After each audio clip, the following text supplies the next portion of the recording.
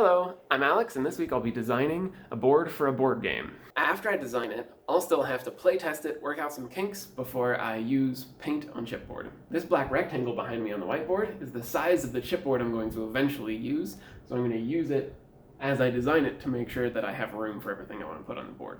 The first thing you have to decide when making a map is whether you're going to use a territory map or a city and road map. If you equate two territories sharing a border and two nodes sharing a line in between them, these two maps are actually the same. For this game, we'll be doing lots of travel in between cities, and so this model of map will make much more sense than this type of map. The next thing to decide on is whether to have your map be symmetrical or asymmetrical. Symmetrical maps are good for when players' initial positions are fixed. Games like this are Sorry and Parcheesi, where the board is exactly symmetrical and the players start at very certain points, and so the game is perfectly fair as you go around. Asymmetrical maps are better for games where players can choose their starting point, like Settlers of Catan, where the board is randomized every time, and so it's definitely not symmetrical in that sense, and so that gives players an interesting choice when they're choosing where to start their game. For this game, players will be taking trucks, boats, and trains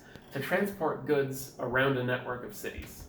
So for this map, let's pretend that these three are train tracks, these two are waterways, and the rest of these are roads. In order to get a good from this city all the way to this city, they'd have to use a truck on this road, use a train on this section, and use a boat across this waterway. Additionally, we're going to give each city a number that's a cost to do anything in that city.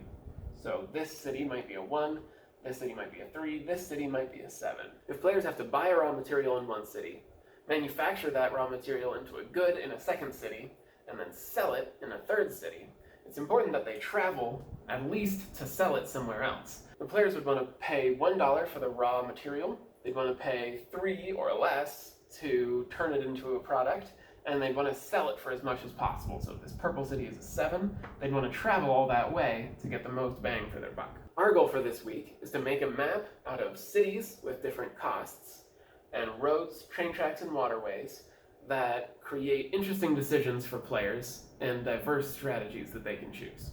The first thing we consider is that because players want to buy things at cheap places and then travel to expensive cities to sell them, there can't be an easy route in between those two places. For example, if there was a 1 right next to a 7 with just like a road in between, players would do nothing but chill at those two cities and travel in between them. So we need to have kind of a gradient from expensive cities to cheaper cities and a variety of routes in between the cheaper cities and the more expensive cities. I like the idea of having an island and having the city on it be really expensive. So we're going to do that. So down in this corner, the most expensive city down here. And then we're only going to have blue boat connections to other cities to make it an island. The cities this 7 connects to probably shouldn't be cheaper than 5. Maybe there's a really long route to a 3, and so maybe it connects to 3 different cities. And so maybe this will take several turns to traverse, and so you can make more of a profit at a delay. That sort of thing is what we're looking for. Because these are all connected by water, it makes sense that you'd be able to boat in between these cities as well. So these blue lines kind of symbolize that this is the coast. I've redrawn it smaller so that it doesn't take up as much of the map. There isn't too much exciting here to do with water, and so let's add maybe 1 or 2 more connections just to give boats a little bit more role in the game. What I'm thinking I'll do for the train is I'll have a circle of train tracks, and the train will just go around that circle in one direction for the whole game. The players won't control the plane, they'll just add a car to the train, and then the train will continue pulling those cars around in a circle. What this means we can do is that because we've controlled which way players are traveling around the circle, we can put more expensive cities closer to less expensive cities, but have the train move the wrong way around.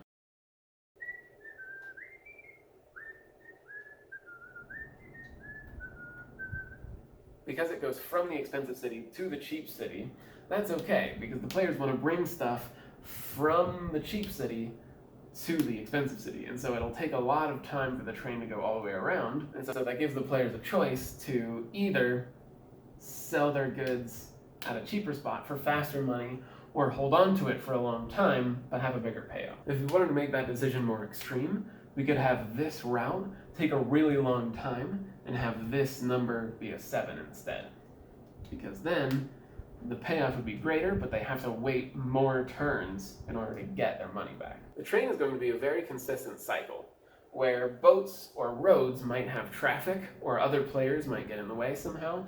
The train is going to go around its cycle like clockwork, nothing can get in your way, but it'll be a slower, less choices kind of strategy. The strength of boats is that they'll have either very small boats that can only carry one thing at a time, but go pretty quickly, or you'll have really big boats that can carry many things at a time but move really slowly. Boats will also have access to more expensive cities. Roads, however, I want to be really versatile. I want them to have a good network of connections all across the map so that they can really go wherever they need to go. Roads are also going to have almost exclusive access to one-cost cities.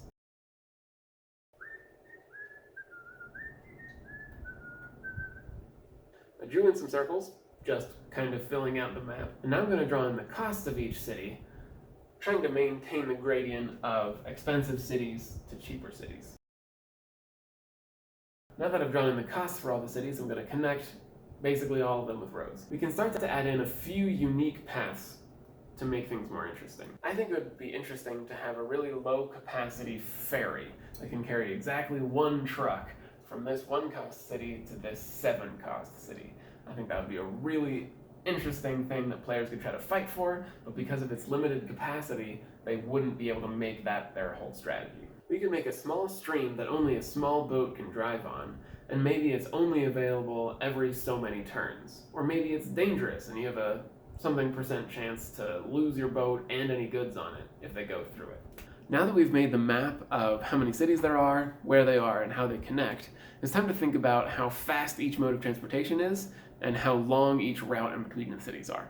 Each mode of transportation will move a certain number of spaces, and if they don't make it to the next city, then they will just wait until that player's next turn in that route. For the roads, players sitting inside the routes will create traffic because players won't be able to pass other players. And so even though some routes might be short, if a player ends up in the middle of the route and someone else needs to go around, they might have to travel through several other different cities to get where they need to go. If the speeds of transportations are too low, then the players won't feel like they're getting anywhere, and the game will be too slow to be a lot of fun. If the speeds are too high, then the routes will also have to be long, and then I'll have to have lots of little spaces on the map that are annoying to count.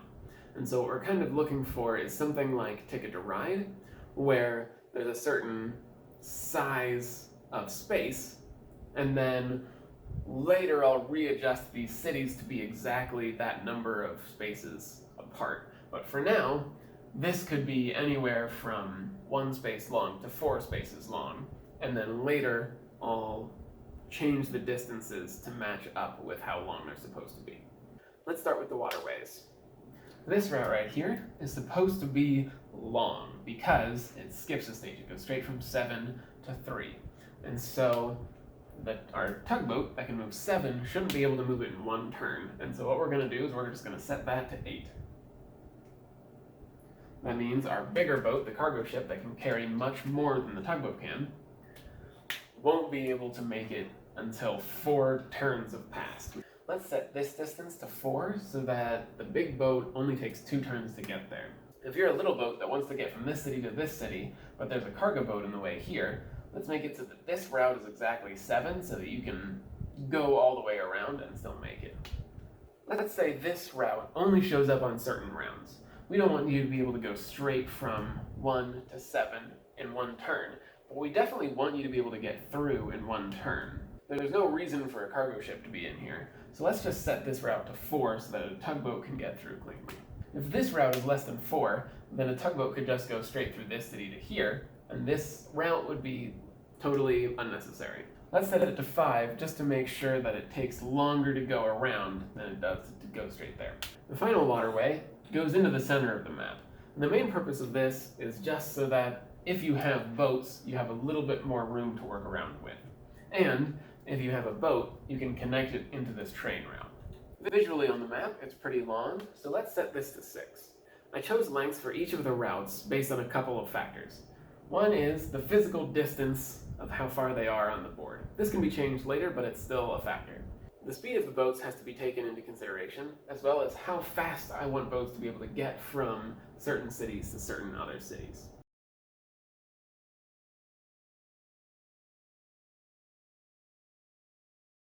For the train, I want each car a player buys to just connect onto the back of the train and have it continue back for as many cars as players want to buy. Then, as the train moves around the track, only 3 cars will end up in the spaces right next to a city as it moves around. And so only those cars will be able to buy or sell things to each city. I want the total track length to not be a multiple of 3, so that as the train cycles around its track, different sets of 3 cars will end up in these zones. For the roads, it's a complicated web, and I'm mostly just gonna go for it. All of these numbers can and will change during playtesting, so it's not worth stressing over it too much. You just gotta get something down so that you can work with it later.